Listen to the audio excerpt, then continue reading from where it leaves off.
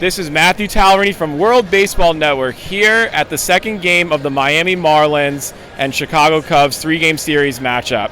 Tonight is the Caribbean Series night and the announcement of the Caribbean Series for 2024 next year in Miami. The invitees are Nicaragua and Curacao, with the main confederation members Mexico, the Dominican Republic, Puerto Rico, and Venezuela.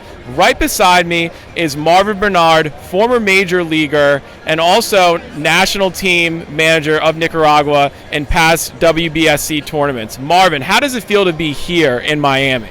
Well, it's an exciting moment. After the Classic, after the showing of Nicaragua, getting invited to the Caribbean Series, it's a big thing for the country. It's a big thing for baseball fans. So it's exciting.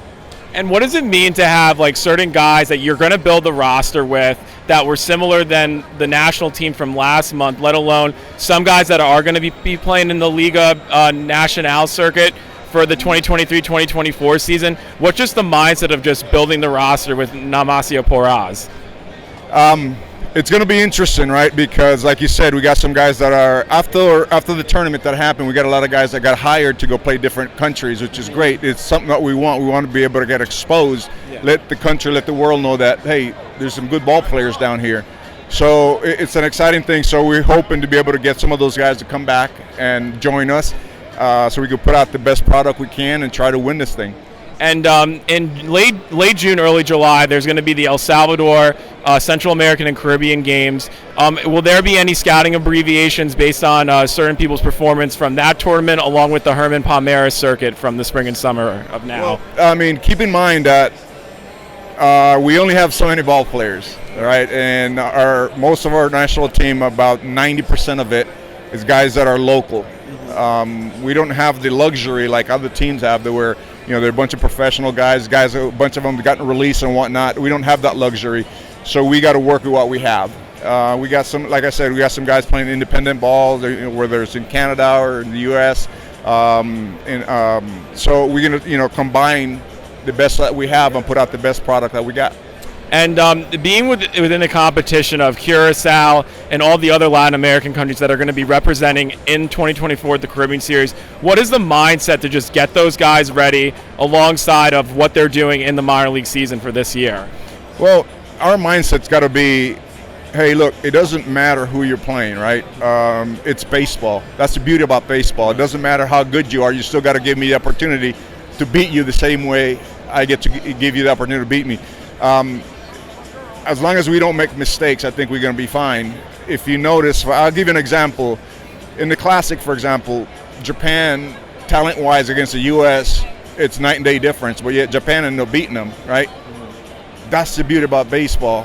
Football, basketball, if I'm bigger than you, stronger than you, you have no chance. You're just going to dominate me, but not in baseball. Yeah. That's the beauty of it. So we have a chance to, as long as we stay within ourselves, understand that what our jobs are, we'll be fine.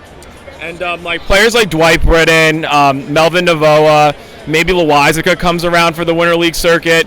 If the roster gets prepared to have certain high affiliate guys and maybe major league standard guys, Erasmo Ramirez for the Washington Nationals, who pitched exceptionally well in the World Baseball Classic for the competition he was going up against, how is that preparation going to just sponge those guys and absorb all from the coaching staff? If you look at the roster from the WBC, our pitching staff, there's mostly local guys.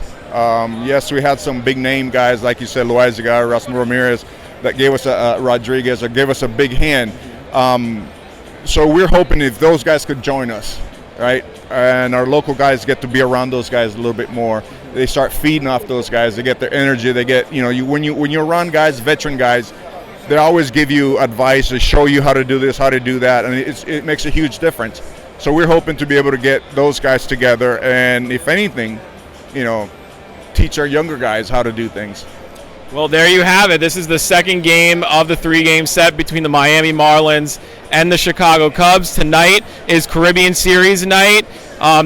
Electric atmosphere, I'll say. I mean, what would you think that the fans that turned out for Nicaragua, unbelievable for the World Baseball Classic, being in Miami for the Caribbean Series, I think this could be a big spark for the fans to come out. What's your remark on that? Well, let's put it. I mean, what you saw in the Classic, right? It's a typical Latin mindset when it comes to the love of the game.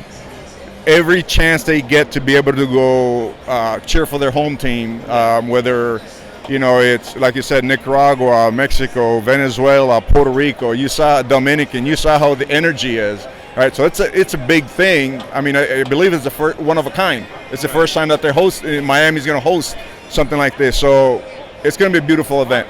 Awesome. Well, with coverage of World Baseball Network, my name is Matthew Tallarini. Right beside me, Nicaragua representative and former major leaguer and head coaches of the World Baseball Softball Confederation circuits for Nicaragua, Marvin Bernard.